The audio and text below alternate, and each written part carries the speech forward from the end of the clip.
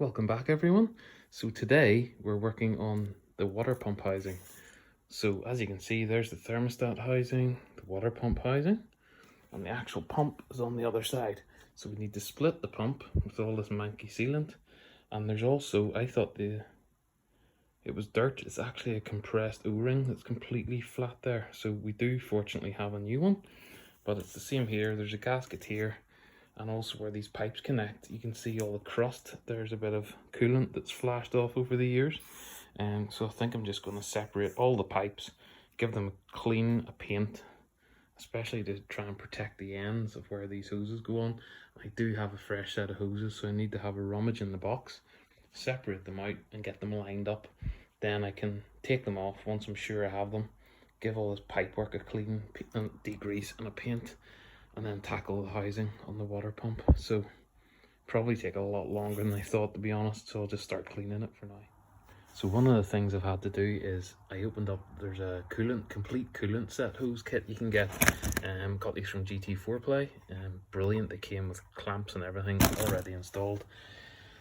So just basically line up what you have in the box, try and match the shapes up. So I need to find that one. The rest of them, they all seem to be pretty good. And actually, I mean, it's impressive that they're even the correct shape, the correct bend, everything. So it's a nice set of hoses, and that means if I keep these in order and take a picture, obviously, I can refer back to it.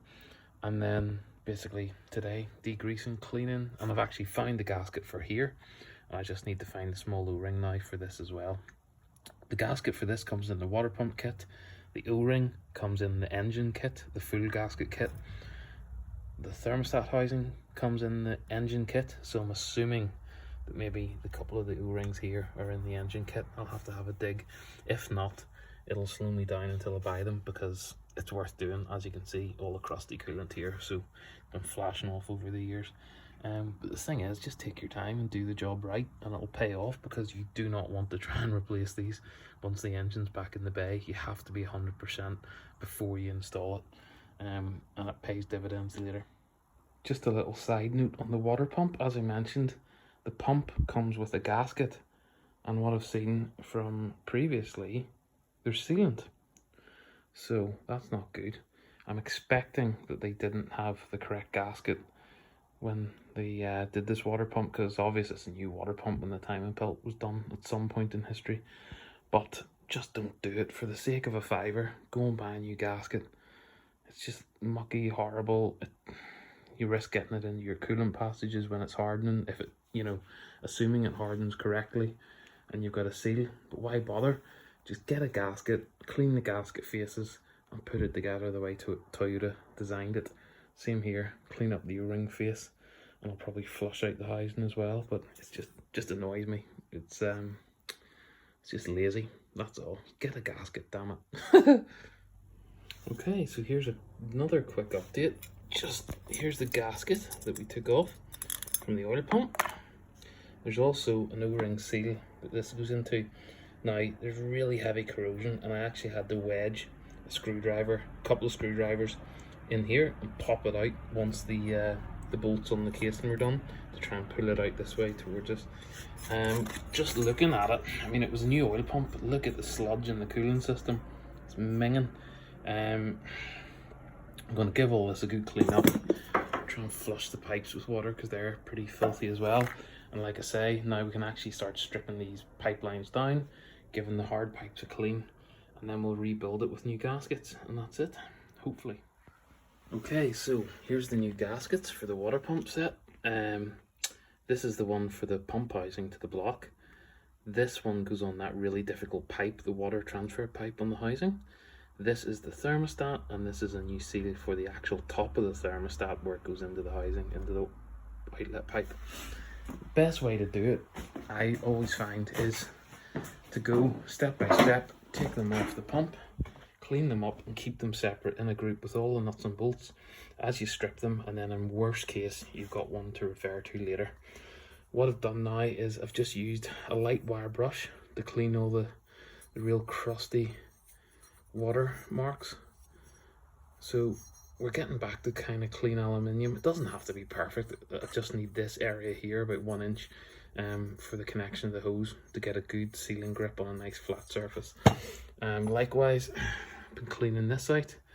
Main thing is to get rid of that brown sludge. I'll give all this another clean on the inside, but it's really starting to come up a bit more shiny aluminium, and it'll just look smart. Unfortunately, a lot of this gets hidden anyway when it's in the bay, but basically the main thing for cleanliness is to give good gasket surfaces. For O-rings, you want in all these grooves clean, where they mate to the block, and again the other side you want all your gasket surfaces nice and clean and flush, so you're getting a good flat seal with any gasket, and it pretty much guarantees no leaks. If you spend the time now, it really pays off later. So that's the reason why hygiene and cleanliness, etc., is key. It's just really guaranteeing that everything works first time. Okay, so water pipe, best way I've found. I'll try and do this on camera so that you can see. I love these vice clamps. And what you do is you get them on a hose and you lock them. That lets you free up these evil clips from hell, which will totally destroy your fingers. Then get the vice clamps around the actual pipe, and then you need to make them fit, so you can slacken off and try and get a good clamping force. And then basically it's just strength.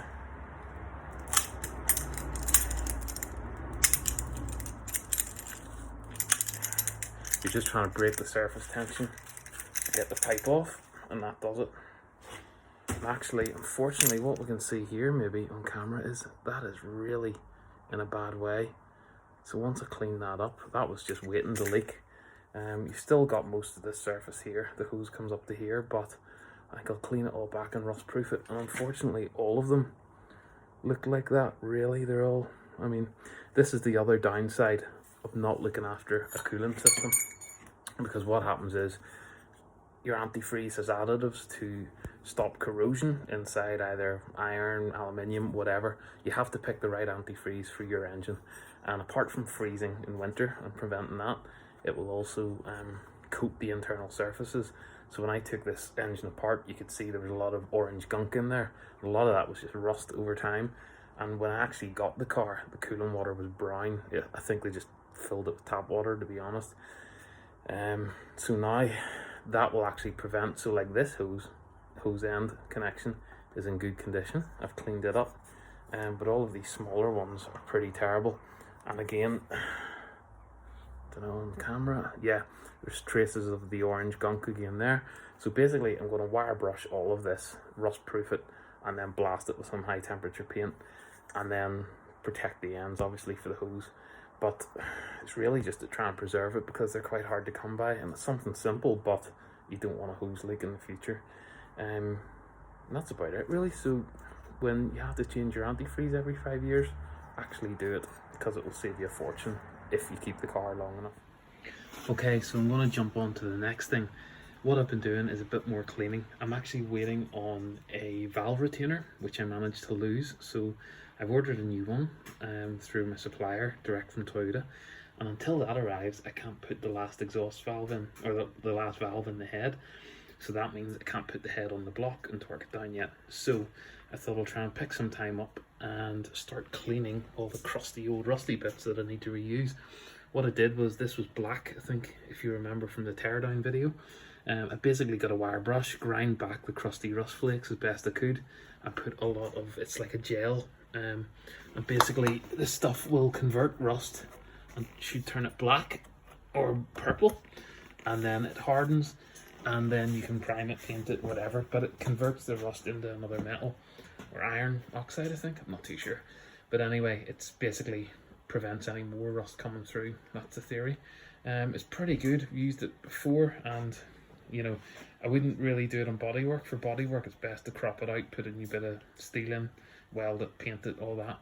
But for a crusty old exhaust heat shield, a few other bits and pieces like this water pipe, I've just been spending the time grinding it back bit by bit. And I think from yesterday, when I last worked in the car, one of these, yeah, here, this was the pipe that had quite a lot of corrosion around the lip. So I actually just cropped it off, because I'd rather, it came off quite easily, and I'd rather do that than have it fail in service. And It may not leak because you've still got a lot of material for the hose to clamp onto, but you risk that going through your system, maybe breaking down further, small bits ending up back in your water pump, and that's not good. So it's better, prevention is better than the cure. And also, I finally got fitting this grey sensor, and this is the one, I think it's the cold start injector, but I managed to get one in a breaker's yard. Hopefully you can see. Yeah, that's it there. It goes down into the water elbow. These are actually becoming quite expensive, which, because again, it's a rare part and people only want to sell you either a complete engine or, you know, a loom or something like that. They're not interested. I mean, there's no money obviously for them in selling spare parts like this, so fair play to my parts guy. He's pretty darn good, and that should be hopefully the last broken sensor that I've found. I also unboxed, I'll maybe fit this later, this is the idle up valve, so I managed to get a new one. So side by side, that's where it goes on the power steering, and these two air ports connect to the back of the inlet manifold, and I haven't studied it. I think it's either vacuum or positive pressure.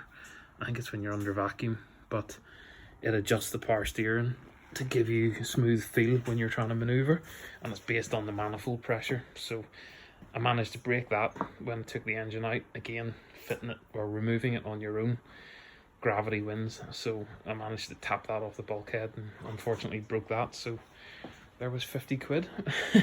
So all these parts add up, so if you're going to do a restoration, just bear in mind, like this, all the wiring loom, which is down here, that would cost you £90 if you broke it as an average, right? So there's, say, 100 quid including postage. So by the time you do things like that, 100 quid, there's 50 quid, there's another 50 quid. You could easily spend 200 quid on stupid little things, but they're almost irreplaceable now. They're hard to get, and you want to save as much as you can from a build. That's why I'm taking my time trying to restore as much as I can. Apart from the cost, it's just, you can't find them. They're really incredibly difficult to get your hands on now. And Toyota, naturally, you can't expect the manufacturer to make these parts 30 years after they sold the car. So that's the other side of trying to restore an old classic car. You're going to have to start making stuff yourself or rewiring or whatever. But as another boring side point, remember to put a new copper washer in there. Tighten it down. I couldn't find a torque, so it's just as tight as I could get it. Luckily you can access this just about when it's on the engine in the car, so if it does leak I can nip it up again later. So for now I'll give this a degrease, find the new hoses, which should be in the pile there somewhere, and then I'm going to actually do a bit of wire brushing on the intercooler as well, on the cover, the shroud, and that'll do it I think for today. Not much, just whilst I'm waiting, all the old aluminium bits like the gearbox, probably even the turbine, compressor side, anything that's aluminium that should be shiny, I'm going to try and sort of buff up as best I can. And I'll also probably get the brake cleaner out and degrease the timing covers today as well. I'll try and make those look shiny new. Just today's going to be a dirty day, and I think that should finish off all the cleaning and everything. And then hopefully by that stage these pipes will have dried and I can get the water pump, which is over there on the bench, get it all back on the engine, and that's probably as much as I'm going to get done for now, but I'll try and keep you updated. So I've just finished off sort of cleaning this, fitting the sensor, and as you can see, another hard fitting is pretty badly corroded. I can crop this end piece off and it should be enough just to get the clamp on, so I'll try and do some rust proofing on it as well now, just to try and save whatever remains, and then obviously the new coolant will help, but that's pretty bad. It looks like all of these pieces are in a bad way. Okay, so a bit more cleaning. Here's the timing cover, and also the other lower section with the timing marks, so they all go into the big dirty bin, and we're going to hit it with some degreasant and some brake cleaner and try and get this crap off it. Here's the crankshaft pulley. I've started hitting it with the wire brush and there's a lot of rust coming off, but as you can see, here's another reason why you want to clean things. If I can focus on this, if you can see in the gap of the teeth, I don't know if it's oily sludge or a bit of the V-belt, but either way, that will actually prevent a new timing belt from sort of securing on properly, because where you have the second tooth there, that's totally blocked, so it means the ribs of the belt can't actually go and make full contact like it should do there. This top side isn't as bad for the auxiliary belt, but really the whole thing needs a good clean. Probably give it some high temperature paint to make it look pretty after, but yeah, again, that's why cleaning is so important, to get all these chunks of dirt out that actually prevent the engineering side of things from working. So it's boring, but it's critically important, so it is worth spending the time. Okay, here's the after photo, the final one of the crankshaft pulley. It's come out okay, not the worst. That's actually rubber, that black bit in the center there, so don't touch that. And all the teeth are really clean. And also this side, the front side that you can see. So looks well. I think I'll just keep it like that. I'll have a look what paints I have and maybe give it a paint. I don't know. I'll have a think. But so far so good. Okay, so this is what the completed water crossover pipe should look like. As you can see, all the new hoses have been matched up. New hose fittings. Some of the paint's kind of coming off a bit since I battered it about on the workbench. But here you can see the pulley and the oil pump's installed. All the bolts are torqued to spec. New gasket is in where you see the difference in colour here. That's where the new gasket goes. And also the thermostat is in there with a new O-ring around it for sealing. And also the way this goes on the engine, so you're looking at the upper side here and the water pipe. In here where the thermostat is, there's a small wiggle valve, and you have to make sure that the wiggle valve is near where my thumb is.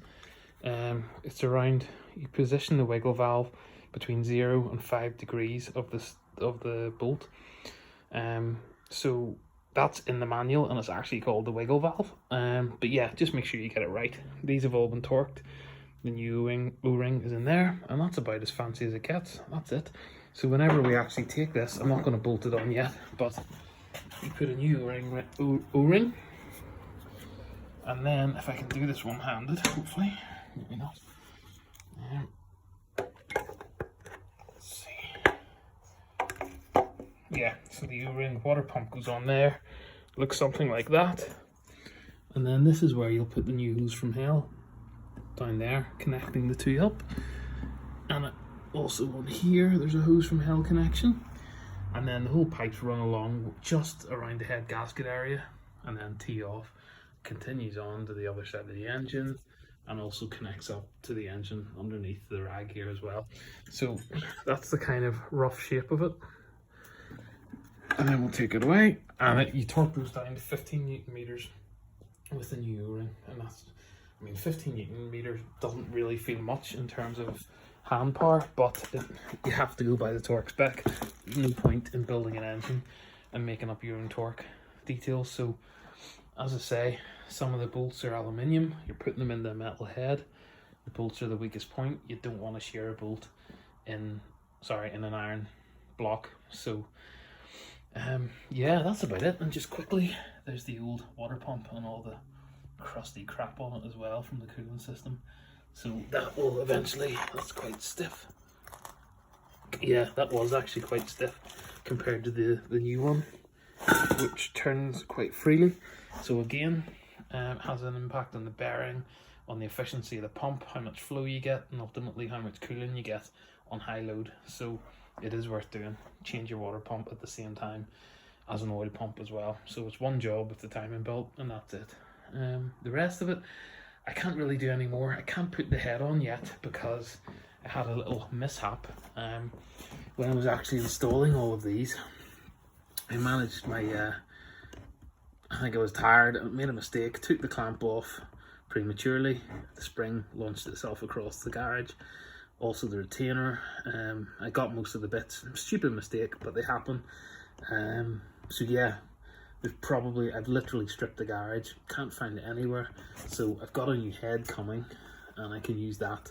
And also the my parts supplier is able to order a new shim. So the plan is whichever turns up first, use it, get the engine in this car back, and then I can use the spare part overhaul the spare head and I'll sell it again on eBay. So if anyone needs one, it'll be coming up for sale soon as well.